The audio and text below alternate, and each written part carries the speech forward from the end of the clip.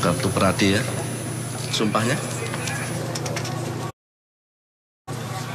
97 ya. Iya. Ini sudah dilampirkan belum?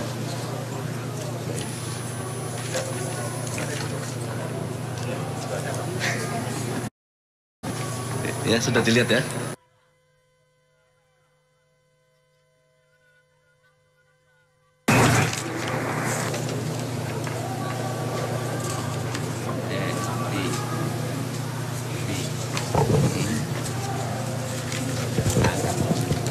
Ini fotokopi bisa dilampirkan semua ya.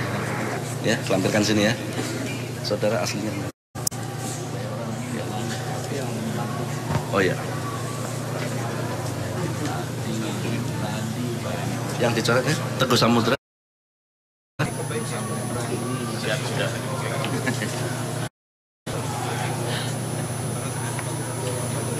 Oh itu. Oke. 32. Kalau di sini kan gini, ini 33, ini dicoret jadi 32, ini jadi 32 lagi, jadi yang mana ya?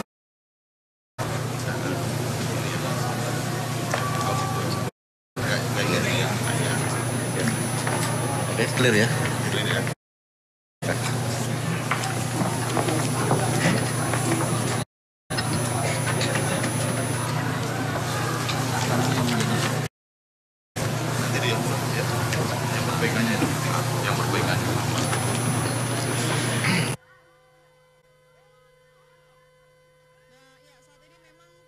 Disaksikan oleh penuntut umum, penasihat hukum, tim penasihat terdakwa sejumlah 32, semuanya sudah memenuhi syarat untuk beracara ya. Dan kami lanjutkan acara sidang hari ini, yaitu pendapat dari penuntut umum. Apa sudah siap?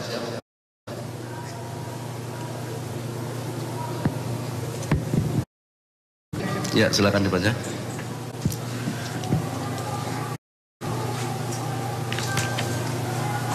Izin mohon baca.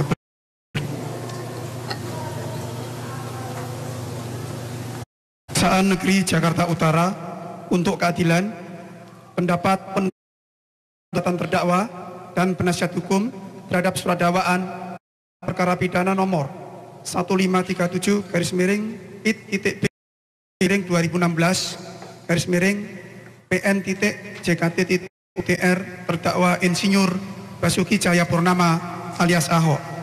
1 Romawi pendahuluan. Ketua dan anggota Majelis Hakim yang kami muliakan.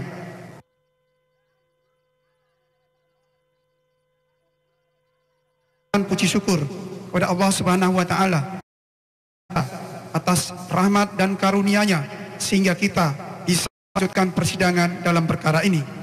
Untuk itu perkenanlah kami mengucap terima kasih kepada ketua dan anggota Majelis Hakim yang mulia yang telah berkenan memberikan kesempatan kepada kami selaku penuntut umum untuk memberikan pendapat atas keberatan dari terdakwa Insinyur Basuki Cahayapurnama alias Ahok dan penasihat hukum terhadap surat dakwaan yang telah kami bacakan pada persidangan hari Selasa tanggal 13 Desember 2016. Sebelum kami menyampaikan kami atas keberatan terdakwa dan penasihat hukum terhadap surat dakwaan, secara khusus kami sampaikan apresiasi yang setinggi-tingginya kepada pengunjung baik yang berada di dalam maupun di luar ruang persidangan serta awak media yang mengikuti jalannya persidangan tertib, sehingga diharapkan persidangan ini berlangsung dengan tertib, aman, dan lancar.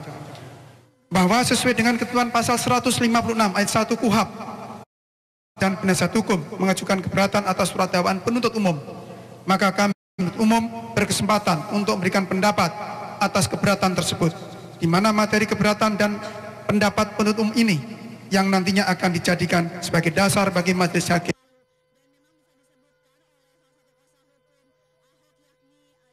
penuntut umum di satu sisi dengan terdakwa dan penasihat mengenai terpenuhnya syarat formil dan syarat material dari suatu surat dakwaan adalah merupakan hal yang wajar karena kepentingan dari masing-masing pihak dalam peradilan ini berbeda. Namun demikian diharapkan dalam tekad kita telah menciptakan persidangan yang objektif sehingga dapat tercapai tujuan hukum. Oleh karena itu, demi terciptanya persidangan yang objektif, pada kesempatan ini kami selaku penuntut umum akan menyatakan atas keberatan yang telah disampaikan oleh terdakwa dan penasihat hukum. Secara garis besar dapat kami katakan bahwa keberatan yang disampaikan oleh terdakwa tidak secara langsung kepada syarat material surat dakwaan secara keseluruhan, tetapi adalah seputar niat dari terdakwa yang pada pokoknya terdakwa tidak punya niat menodai agama Islam maupun menghina para ulama. Sedangkan yang disampaikan oleh penasihat hukum lebih ditujukan kepada penggunaan syarat formil dari yakni seputar pemahaman terhadap prosedur yang berlaku di dalam Undang-Undang 1/PNPS/1965 tentang pencegahan penyalahgunaan dan atau penodaan agama terkait penerapan ketentuan pasal 105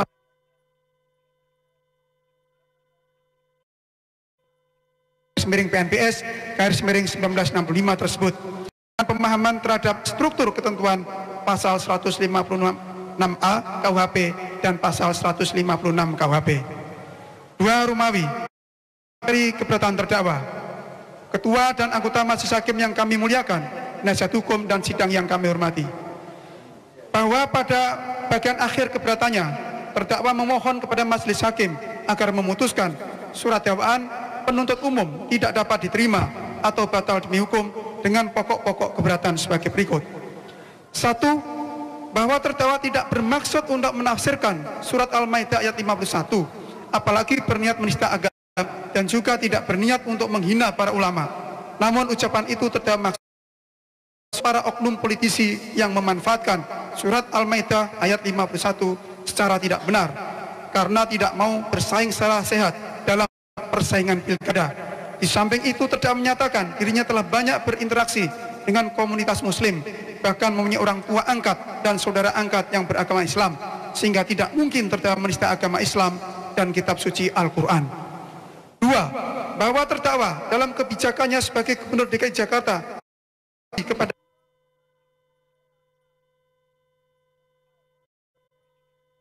di samping itu terdakwa juga telah membayarkan 2,5 gajinya untuk bersedekah atau berzakat serta berkorban atau bantuan daging di hari raya Idul Fitri dan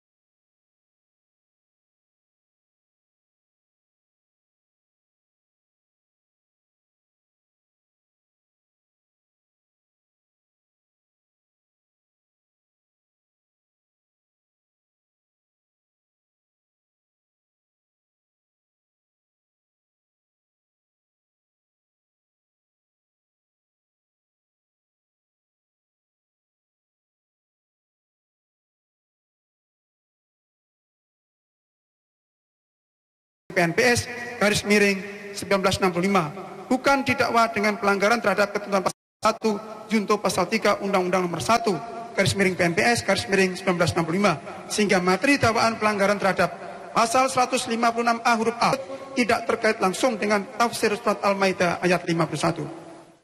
Terkait dengan pelanggaran terhadap ketentuan pasal 156A huruf A KUHP dimaksud, sebenarnya unsur niat ini adalah merupakan bagian dari materi perkara yang tercermin dari unsur dengan sengaja dalam pasal 156A. Dalam menilai ada tidaknya niat dari suatu perbuatan tidaklah cukup hanya didasarkan pada pernyataan atau statement terdakwa saja bahwa dia tidak punya niat untuk menista atau menodai agama, akan tetapi haruslah dinilai dari rangkaian keterhubungan dari berbagai rangkaian peristiwa yang melatar belakangi maupun tujuan dari perbuatan itu dilakukan oleh terdakwa Hal ini telah dirumuskan dalam surat dakwaan dengan kalimat sebagai berikut.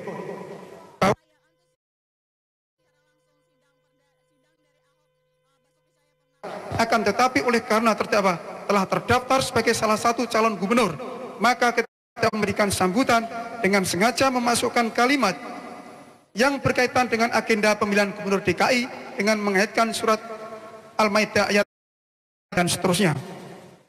Dari rumusan surat dakwaan tersebut menunjukkan adanya rangkaian perbuatan yang dilakukan oleh terdakwa, yaitu terdakwa adalah beragama Kristen dalam surat dakwaan. Pada saat kunjungan kerja ke Kabupaten Ati Kepulauan Seribu, terdakwa masih dalam kedudukannya sebagai Gubernur DKI Jakarta, dan pada saat itu pula terdakwa telah terdaftar sebagai salah satu calon Gubernur DKI Jakarta periode berikutnya, dan terdakwa mengetahui waktu penyelenggaraan Pilkada Gubernur DKI Jakarta. Itu pula terdakwa mengatakan kepada warga Kabupaten Administrasi Kepulauan Seribu yang mayoritas beragama Islam dalam Pilkada DKI Jakarta, jangan percaya sama orang dan seterusnya, dibohongi dan dibodohi pakai surat Al-Maidah ayat 51. Dari rangkaian peristiwa tersebut pisahkan antara niat kedudukan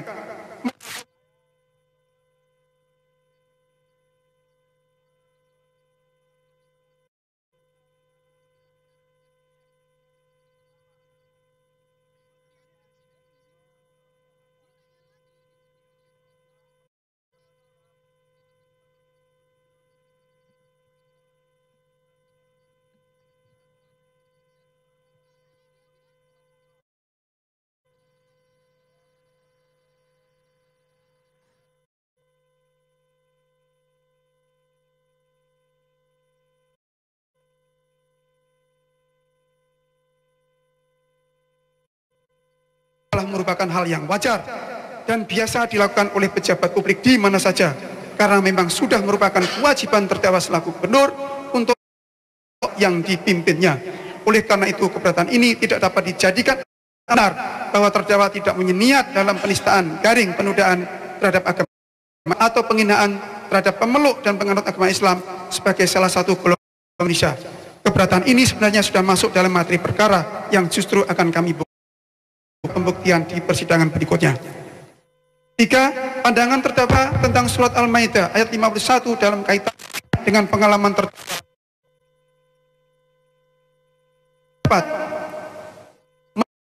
4. Perkataan yang diucapkan terdakwa di Kepulauan Seribu bukan dimaksudkan menafsirkan Al-Maidah ayat 51, apalagi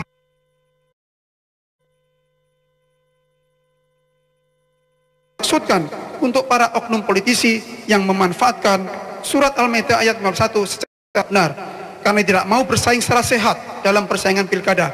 Kemudian setelah ini pada paragraf yang lain dalam keberatannya yang mengutip buku terdakwa yang berjudul Merubah Indonesia, ada subjudul berlindung di balik ayat yang menyatakan ayat yang sama yaitu surat Al-Maidah ayat 51 begitu kenal digunakan untuk memecah belah rakyat dengan tujuan meraih puncak kekuasaan oleh oknum yang kerasukan roh kolonialisme.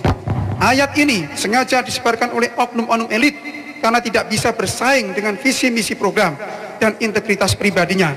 Mereka berusaha berlindung di balik ayat-ayat suci itu agar rakyat dengan konsep seiman memilih. Dari oknum elit yang berlindung di balik ayat suci agama Islam, mereka menggunakan surat Al-Maidah ayat 51. Isinya melarang rakyat menjadikan Nasrani dan Yahudi menjadi pimpinan mereka, dengan tambahan jangan pernah menjadi pemimpin. Intinya mereka mengajak agar pemimpin dari kaum yang seiman. Pernyataan dan buku tersebut justru berpotensi menimbulkan perpecahan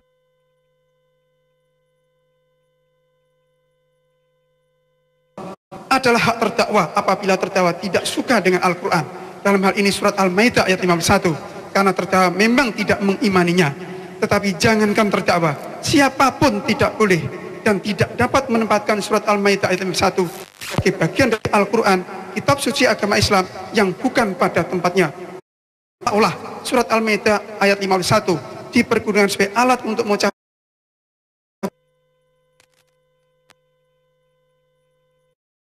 satu tersebut digunakan oleh para polisi dalam pilkada. Dan ini terdakwa telah menempatkan diri seolah-olah merasa paling sebagai seorang kepala daerah supaya menggunakan metode yang sama dengan terdakwa, yaitu dengan adu program. Sebaliknya, ketika kandidat lain tersebut tidak sepaham dengan terdakwa, termasuk yang menggunakan surat Al-Maidah 51, dikatakan oleh terdakwa sebagai oknum elit yang pengecut. Seharusnya koridor yang dipakai sebagai parameter berkompetisi dalam pilkada adalah peraturan perundang-undangan yang berlaku. Artinya, ketika ada kandidat lain yang menggunakan metode yang tidak sama dengan metode yang dipergunakan terdakwa pada koridor peraturan perundang-undangan itu, yaitu sepanjang metode yang dipergunakan tidak melanggar peraturan perundang-undangan,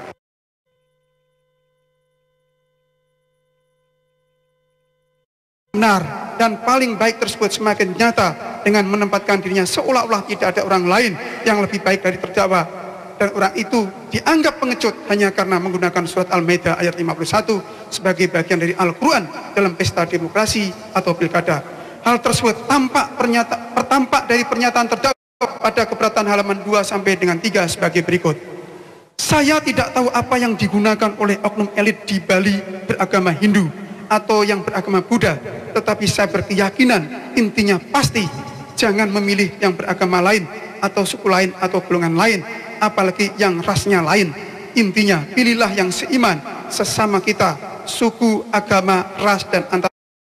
Mungkin yang lebih kasar lagi, pilihlah yang sesama kita, yang lain bukan, karena dianggap kafir atau najis atau binatang.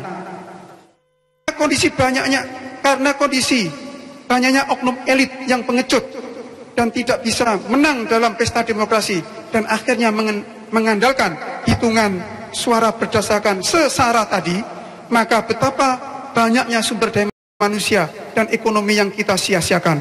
Seorang putra suku Padang dan Batak Islam tidak mungkin menjadi pemimpin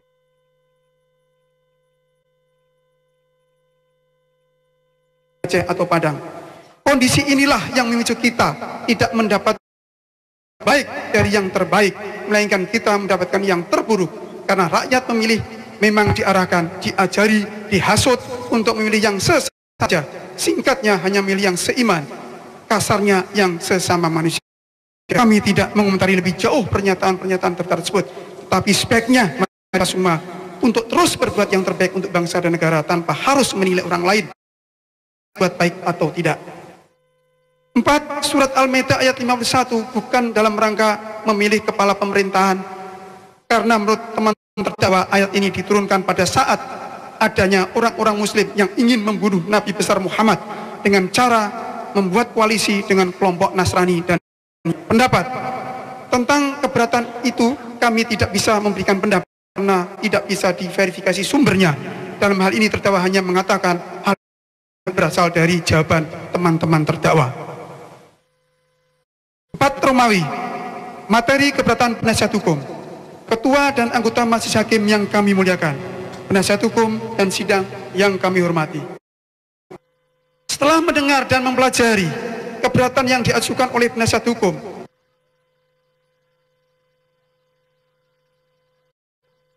dan mengabulkan eksepsi garing nota pembelaan tim penasihat hukum umum pada Kejaksaan Negeri Jakarta Utara. 2. Menyatakan dakwaan penuntut umum pada Kejaksaan Negeri Jakarta Utara tidak dapat diterima atau setidak-tidaknya batal demi hukum. 3. Mengembalikan hak-hak, kemampuan, harkat dan martabat Insinyur Basuki Cahayapurnama MM alias Ahok. 4. Menyatakan membebankan biaya perkara ini kepada negara. Permohonan tersebut didasarkan atas alasan-alasan pada keberatan yang pada pokoknya sebagai berikut. 1. Dakwaan penuntut umum tidak dapat diterima alasan saudara penuntut umum telah mengabaikan atau setidak-tidaknya mengesampingkan keberlakuan atau legalitas dari mekanisme peringatan keras sebagaimana diatur Undang-Undang Nomor 1/PNPS/1965 tentang pencegahan penyalahgunaan dan atau penodaan agama sebagai hukum positif belum pernah dicabut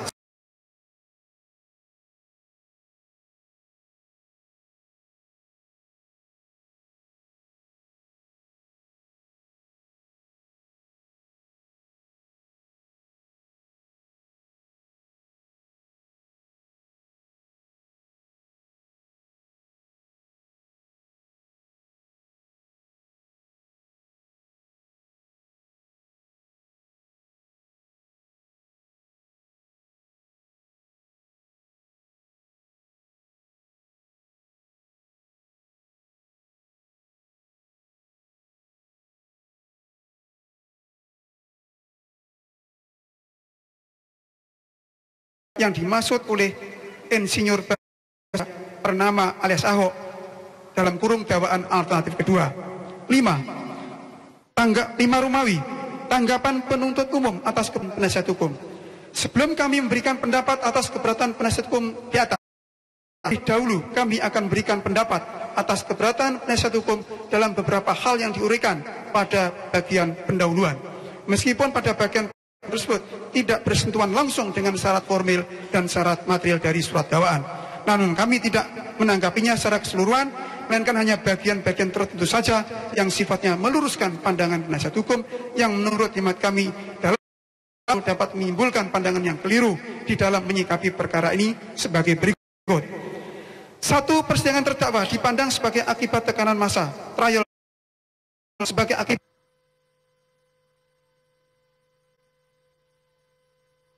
alias Ahok di Pulau Pramuka, Kepulauan Seribu yang diunggah ke media sosial oleh Buniani. Pendapat, akibat dari adanya rekaman video pidato terdakwa di Pulau Pramuka, Kepulauan Seribu yang diunggah atau upload di sebuah media sosial oleh Buniani menimbulkan dinamika dalam masyarakat, tetapi bukan karena tekanan massa sebagai akibat dari video yang diunggah Buniani itulah maka terdakwa harus mempertanggungjawabkan perbuatannya di persidangan ini, tetapi karena perbuatan atas pernyataan terdakwa pada saat terdakwa pidato di Kepulauan Seribu tersebut.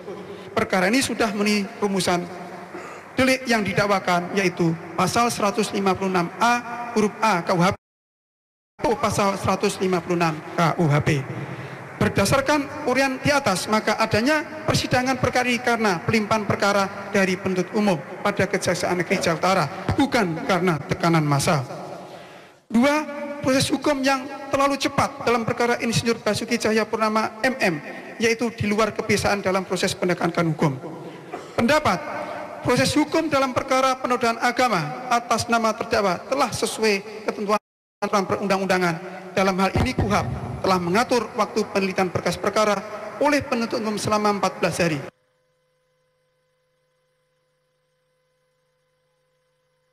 Akuo, menurut penuntut umum, berkas perkara telah lengkap dan memenuhi syarat untuk dilimpahkan pengadilan. Selain itu, KUHP juga tidak seberapa cepat suatu perkara dilimpahkan ke pengadilan, sebagaimana diatur sebagai berikut. Pasal 139 KUHP, setelah umum menerima atau menerima kembali hasil penyidikan yang lengkap, ia segera menentukan apakah berkas perkara itu sudah memenuhi persyaratan untuk dapat atau tidak dilimpahkan ke pengadilan. Pasal 140 ayat 1 KUHP, dalam hal penuntut umum berpendapat bahwa dari hasil penyidikan dapat dilakukan penuntutan, ia dalam waktu secepatnya membuat surat dakwaan. 3. Penetapan tersangka Insinyur Basuki Cahayapurnama MM alias Ahok oleh adalah tidak sesuai dengan prosedur dan melanggar HAM terdakwa. Pendapat, sebenarnya keberatan ini adalah domain Polri yang telah menetapkan terdakwa sebagai tersangka dalam proses penyidikan. Oleh karena itu, jika penasihat hukum penetapan tersangka Insinyur Basuki Cahayapurnama MM alias Ahok tidak sesuai dengan prosedur, seharusnya diajukan dalam sidang pra-peradilan, bukan penyampaian keberatan atau eksepsi. Oleh karena itu, sangat tidak tepat menyatakan adanya kesalahan prosedur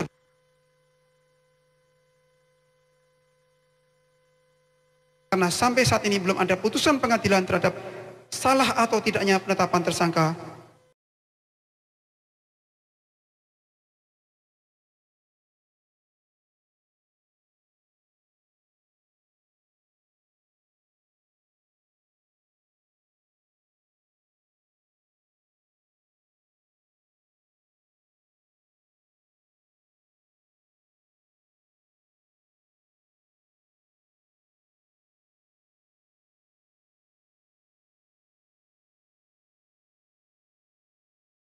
Agama sebagai hukum positif belum pernah dicabut, sehingga dakwaan penuntut umum patut dan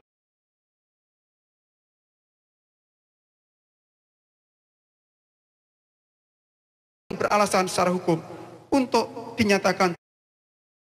Pendapat, untuk menghindari pola pikir yang keliru, maka kami akan memberikan pendapat atas keberatan penasihat hukum ini dengan mengutip secara lengkap pasal-pasal Undang-Undang Nomor 1/PNPS/1965 tentang pencegahan, penyalahgunaan dan atau penodaan agama sebagai berikut. Pasal 1. Setiap orang dilarang dengan sengaja umum menceritakan, menganjurkan atau mengusahakan dukungan umum untuk melakukan penafsiran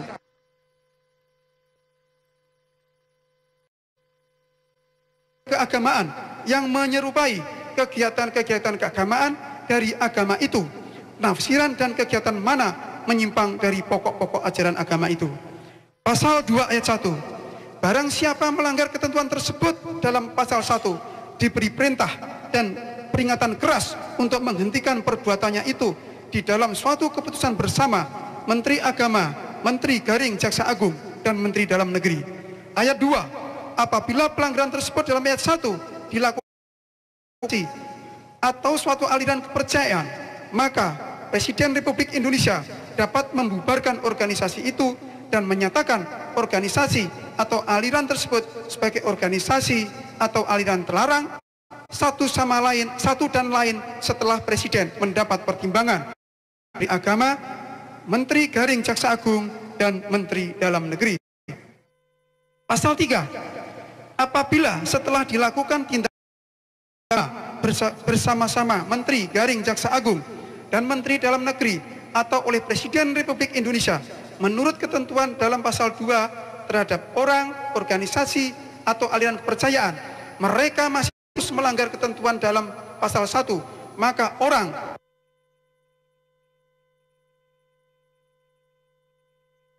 dari aliran itu dipidana dengan pidana penjara selama-lamanya 5 tahun. Pada kitab Undang-Undang Hukum Pidana diadakan pasal baru yang berbunyi sebagai berikut. Pasal 156A dipidana dengan pidana penjara selama-lamanya 5 tahun barang siapa dengan sengaja di muka umum mengeluarkan perasaan atau melakukan perbuatan A yang pada pokoknya bersifat penyalahgunaan atau penodaan terhadap suatu agama yang dianut di Indonesia. B. Dengan maksud agar supaya orang tidak menganut agama yang bersendikan ketuhanan yang Maha Esa. Pasal 5. Penetapan Presiden Republik Indonesia ini mulai berlaku pada hari diundangkannya.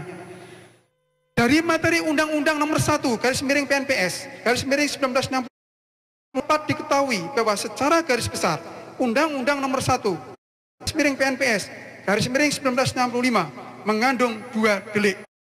Delik yang diatur dalam pasal 1 dan delik yang diatur dalam pasal 4 yang kemudian ketentuan dalam pasal 4 tersebut ditambahkan ke dalam KUHP sebagai pasal 156A KUHP. Dari kedua delik tersebut,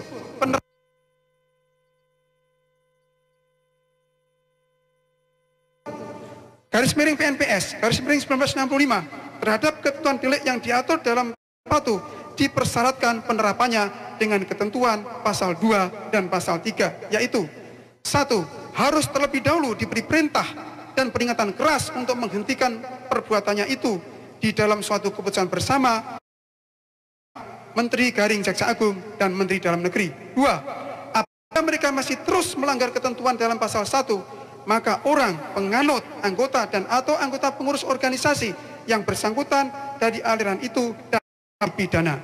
Dengan demikian dapat disimpulkan bahwa delik yang diatur dalam pasal 1 merupakan delik bersyarat, sedangkan prosedur penerapan terhadap pasal 4 tidak mensyaratkan ketentuan yang diatur dalam pasal 2 dan pasal 3 Undang-Undang Nomor 1 /PNPS /1965, sehingga pasal 4 merupakan delik yang tidak bersyarat. Terdakwa dalam surat dakwaan penuntut umum didakwa melanggar pasal 156A huruf A KUHP dalam dakwaan pertama yang seperti telah kami jelaskan di atas, bahwa pasal 156A identik dengan pasal 4 Undang-Undang Nomor 1 /PNPS /1965, sehingga terhadap perbuatan terdakwa yang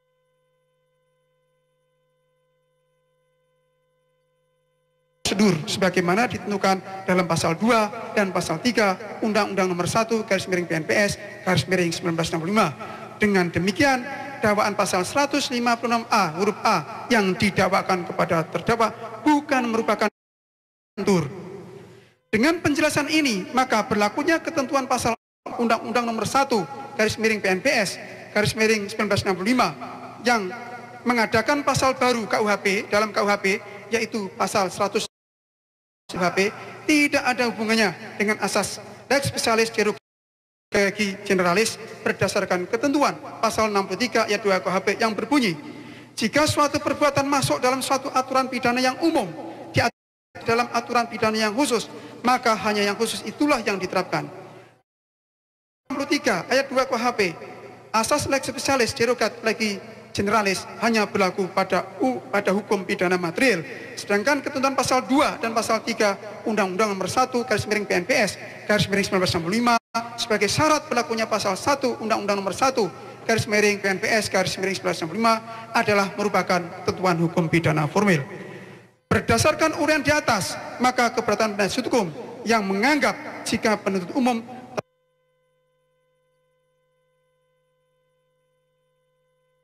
dari mekanisme peringatan keras sebagaimana diatur Undang-Undang Nomor 1 PNPS 1965 adalah merupakan pandangan yang keliru di kandungan Undang-Undang Nomor 1 PNPS 1965 sehingga sudah selayaknya harus dikesampingkan.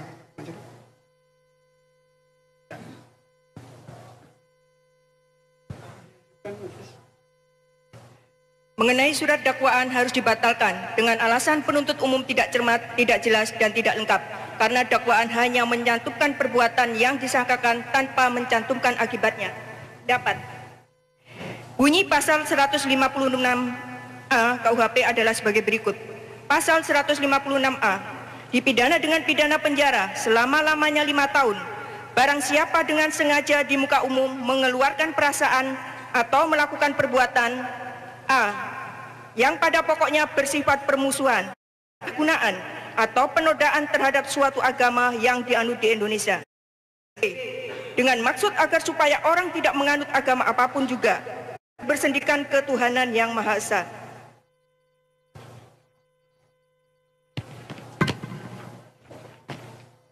Bahwa rumusan delik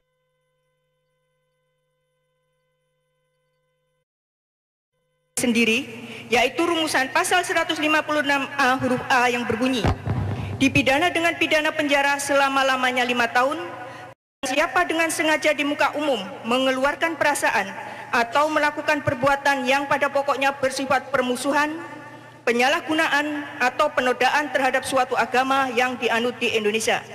Dan pasal 156A huruf B KUHP yang berbunyi dipidana dengan pidana penjara selama-lamanya 5 tahun barang siapa dengan sengaja di muka umum mengeluarkan atau melakukan perbuatan dengan maksud agar supaya orang tidak menganut agama apapun juga yang bersendikan ketuhanan yang Maha Esa. Dan bukan dirumuskan bahwa pasal 156A huruf B KUHP merupakan akibat dari perbuatan yang dirumuskan dalam pasal 156A huruf A KUHP. Baik di dalam rumusan pasal 156A huruf A maupun huruf B, keduanya merupakan delik formil yang tidak mensyaratkan akibat yang ditimbulkan, melainkan cukup terpenuhinya semua unsur delik, maka perbuatan tersebut sudah dapat dipidana. Jika pemahaman penasihat hukum bahwa delik yang diatur dalam pasal 156A huruf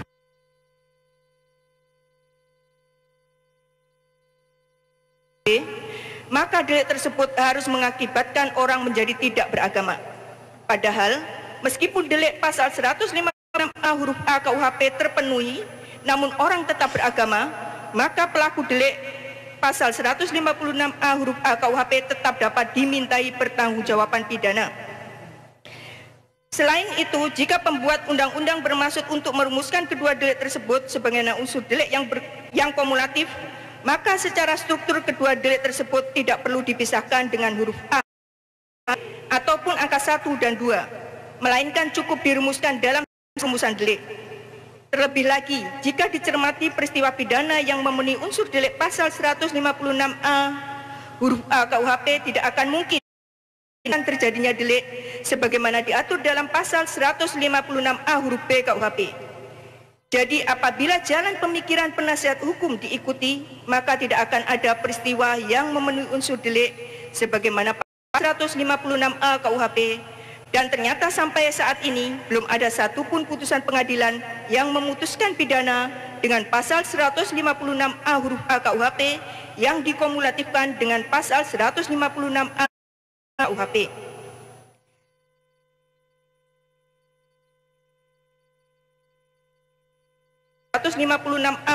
KUHP. Oleh karena itu, keberatan tersebut sudah selayaknya dikesampingkan. 3. Mengenai surat dakwaan harus dibatalkan dengan alasan penuntut umum telah menciptakan akibat hukum baru dalam huruf B pasal 156A KUHP, yaitu yang seharusnya berakibat tidak menganut agama apapun.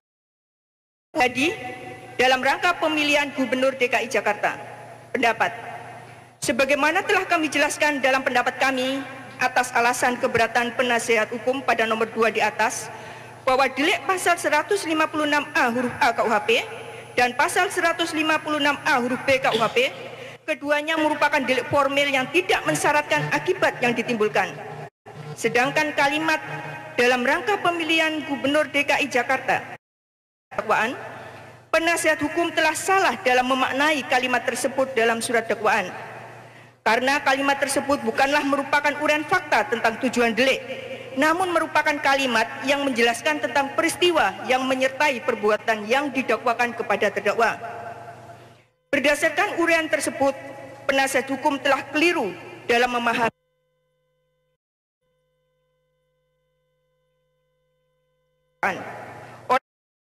keberatan tersebut sudah selayaknya dikesampingkan.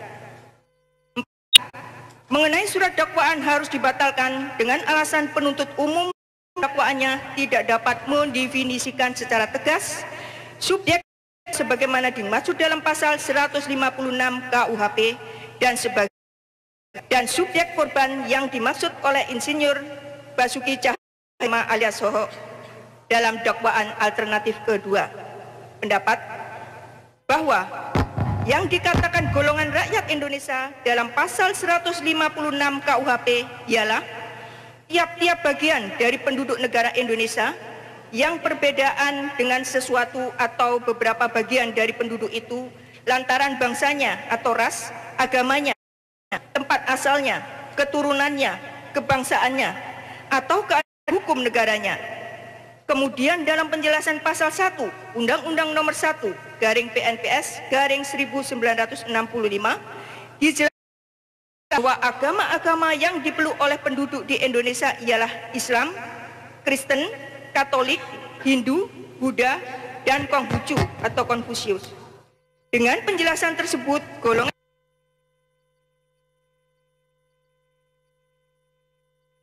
yang tidak perlu dikelompokkan lagi menjadi organisasi-organisasi pemeluk dan penganut agama. Delik yang diatur dalam pasal 150 KUHP masuk dalam bab kejahatan terhadap ketertiban umum KUHP yang dimaksudkan untuk memberikan perlindungan suatu golongan rakyat tertentu yang menjalankan hak dan secara berimbang mendapatkan perlindungan dari tindakan-tindakan penyebaran permusuhan, kebencian atau penghinaan, dan selanjutnya agar tidak terjadi keresahan pada masyarakat yang dalam banyak hal menjurus kepada pelanggaran ketertiban umum. Berdasarkan uraian penasihat hukum telah keliru dalam memahami unsur golongan rakyat Indonesia pasal 156 KUHP. Oleh karena itu, keberatan tersebut sudah selayaknya dikesampingkan. Kami lanjutkan. 6. Remuawi. Kesimpulan Majelis Hakim yang kami muliakan, penasihat hukum terdakwa yang kami hormati, sidang yang mulia, berdasarkan analisa dan uraian yuridis tersebut, seluruh alasan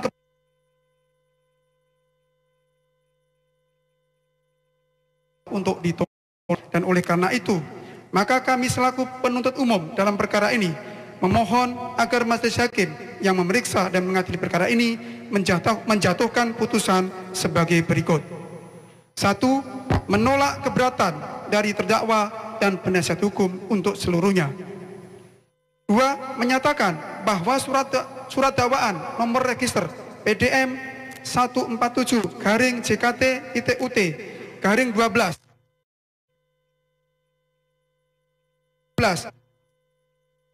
Cahaya Purnama alias Ahok telah dibuat secara sah menurut hukum. Bahwa pemeriksaan perkara terdakwa Insinyur Basuki Purnama alias Ahok dilanjutkan. Demikian pendapat atas keberatan dari terdakwa Insinyur Basuki Cahaya Purnama alias Ahok dan penasihat hukum terdakwa Insinyur Basuki Cahaya Purnama alias Ahok. Serta 20 Desember 2016 penuntut umum Halim Kartono. Terima kasih.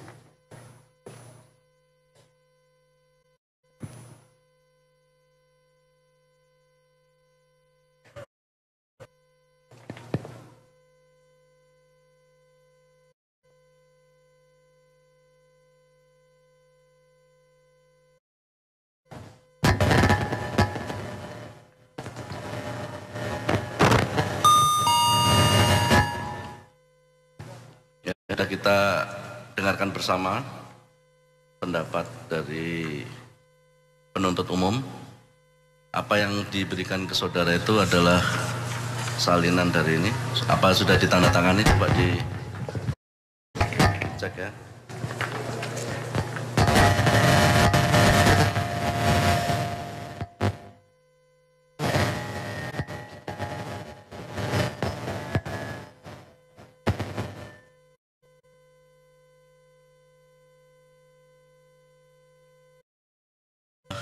Saudara sudah menerima ya? Baik, oleh karena pendapat sudah disampaikan, giliran majelis akan bermusyawarah dan akan mengambil keputusan atas keberatan yang disampaikan oleh penasihat hukum oleh terdakwa. Untuk itu kami bermusyawarah, maka sidang ya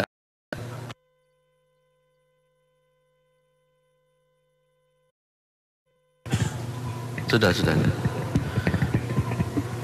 Mohon maaf yang mulia, sekiranya diperkenankan kami mohon waktu untuk memberikan tanggapan singkat kami terhadap tanggapan jaksa penuntut umum secara lisan. Baik, ada tanggapan dari penuntut umum atas permintaan penasihat hukum untuk memberi tanggapan singkat atas pendapat saudara. Terima kasih Ketua Majelis yang mulia. Sesuai ketentuan pasal 156 ayat 1 KUHP bahwa setelah keberatan itu diatur adalah pendapat penuntut umum. Setelah pendapat penuntut umum itu adalah majelis atau hakim setelah memberi timbangan mengambil keputusan. Jadi setelah pendapat penuntut umum tidak ada keberatan lagi dari penasihat hukum.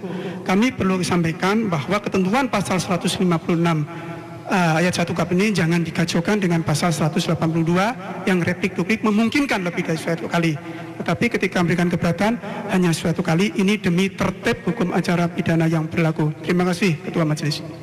Kami tambahkan sedikit majelis bahwa sesuai dengan prinsip KUHP, terdakwa akan selalu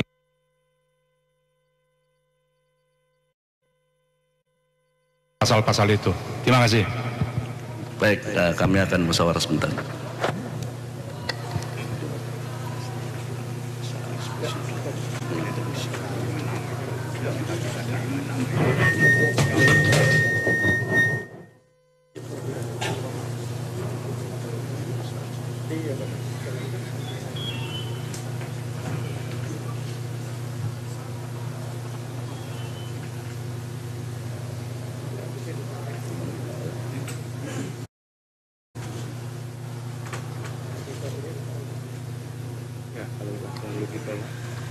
Baik, setelah majelis bermusyawarah, majelis berpendapat bahwa oleh karena ini sudah diatur secara tegas dan jelas dalam pasal 156 ayat 1 dan itu merupakan aturan yang mengikat, maka kami akan menunda sidang ini untuk keputusan.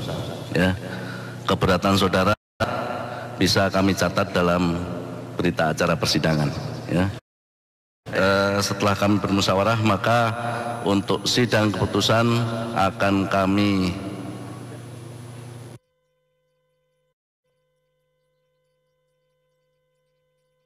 tanggal 27 Desember ya, dengan perintah terdakwa untuk tetap hadir. Sidang. Hadirin mohon berdiri. Kita gunakan tanda ruangan persidangan.